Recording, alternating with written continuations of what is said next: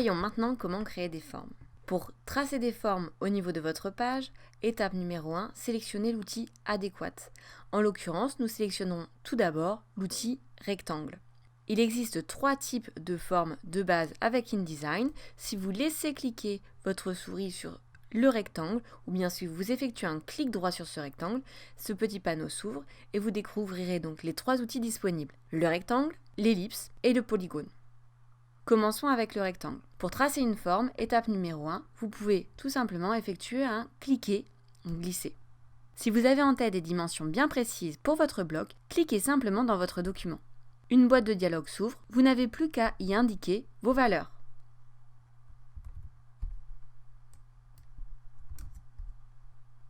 Et OK. Mon rectangle se tracera à partir de l'endroit où j'ai cliqué. Si je souhaite tracer un carré, je peux cliquer glisser. Dans ce cas, j'utiliserai la touche de contrainte Shift. Celle-ci me garantit de tracer bel et bien un carré et non pas un rectangle. J'ai donc ici 3 rectangles. Pour les déplacer, les modifier, je vais les sélectionner. Pour sélectionner un bloc, j'utiliserai toujours cette première petite flèche, l'outil de sélection. Je peux ainsi sélectionner l'élément sur lequel je dois travailler. Pour les sélectionner, je cliquerai bien au niveau de leur bordure. Si je clique et glisse, je pourrai déplacer ces éléments. Pour supprimer un rectangle, il me suffit de le sélectionner et avec la touche supprimer, supprimer les éléments qui ne m'intéressent pas. Je pourrais faire de même avec une ellipse, ou bien je clique et glisse pour tracer une ellipse. Si je clique-glisse avec Shift appuyé, je tracerai un cercle.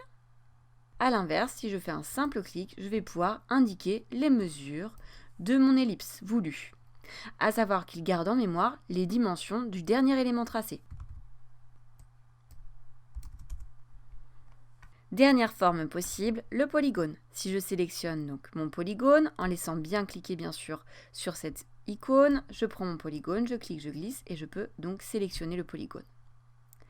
Si je souhaite avoir un polygone différent, lorsque je clique, j'aurai alors la possibilité de modifier la taille souhaitée pour mon polygone, mais également son nombre de côtés. Si je souhaite faire une étoile, il me suffira de mettre une marge, la marge étant l'écart entre les 2 rayons qui vont composer mon étoile. Rayon numéro 1, ici extérieur, et le rayon intérieur.